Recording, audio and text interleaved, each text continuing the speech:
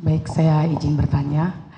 Menurut pendapat ahli, bagaimana prosedurnya tentang sidik jari seseorang yang erat kaitannya dengan barang bukti? Apakah harus ada sidik jari apakah harus ada sidik jari dalam bukti tersebut? Bukti yang dikumpulkan oleh penyidik? Iya, buktinya.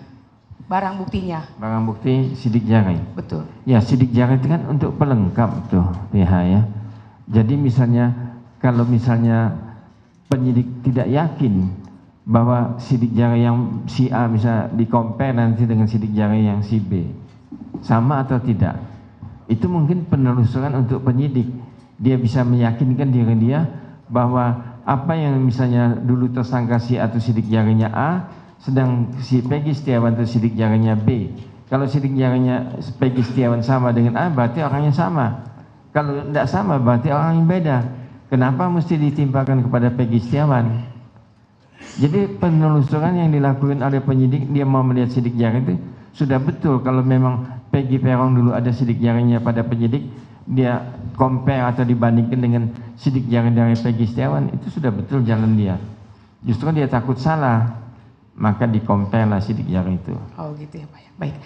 Bagaimana pendapat ahli mengenai sidik jari yang seharusnya yang tadi Bapak bilang ya, sebelumnya di tahun 2016, namun baru diajukan saat ini. Apakah keberadaannya itu masih bisa dipakai sebagai alat bukti? Ya, kalau waktu dulu Peggy Peron itu waktu dia BAP ada diminta sidik jari, baru bisa dia compare, baru bisa dia bandingkan. Kalau dulu dia misalnya tidak pernah diminta sidik jarinya Peggy Peron, apa artinya sidik jari Peggy Setiawan saat ini? Cuma untuk ecek-ecek aja kalau begitu kan?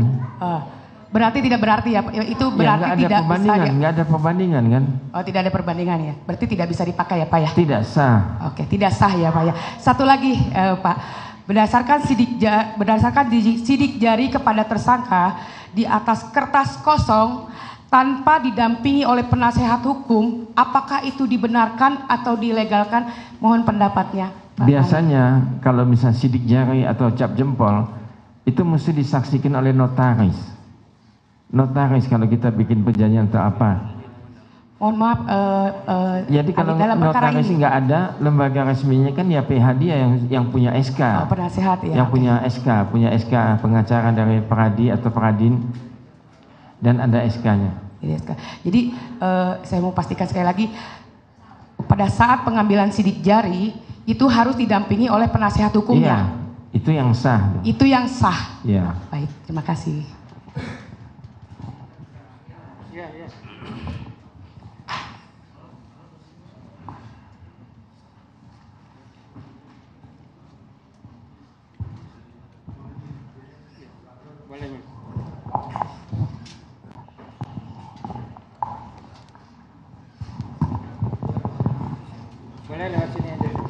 Baik, mohon izin saudara ahli yang mulia, kita lanjutkan bahwa berdasarkan peraturan Mahkamah Agung Republik Indonesia nomor 4 tahun 2016 tentang larangan peninjauan kembali putusan pra peradilan. Ya. Di sana dalam pasal 2 ayat 2 mengatur dan menyebutkan pemeriksaan pra peradilan terhadap permohonan tentang tidak sahnya penetapan tersangka hanya menilai aspek formil, yaitu apakah ada paling sedikit 2 alat bukti yang sah dan tidak memasukkan materi pokok perkara. Itu isi pasalnya. Nah, yang ditanyakan, apakah alat bukti tersebut harus diuji dan dihadirkan untuk menilai sah atau tidaknya guna menerapkan asas profesional, akuntabel dan transparan sesuai dengan peraturan Mahkamah Agung tersebut. Ya. Jadi tadi sudah saya jelaskan di depan hakim bahwa masalah prapit ini tidak punya 2 kualifikasi hukum. Jadi misalnya yang mana untuk wadah untuk pra peradilan, yang mana bukan untuk wadah pra peradilan untuk perkara pokoknya. Nah, itu mesti kita pisahkan. Apabila itu disatukan dalam wadah pra peradilan, maka tuntutan pra itu bisa tidak dapat diterima atau ditolak. Nah, yang mau ditanyakan apa? Yang mau ditanyakan bahwa berdasarkan perma tersebut harus ada 2 alat bukti yang sah. Ya. Nah, untuk menguji sahnya, bukan menguji formilnya, bukan menguji materialnya, tetapi untuk menguji apakah alat bukti dan barang bukti tersebut sah secara hukum, itu harus dihadirkan di dalam persidangan pra-peradilan atau tidak perlu?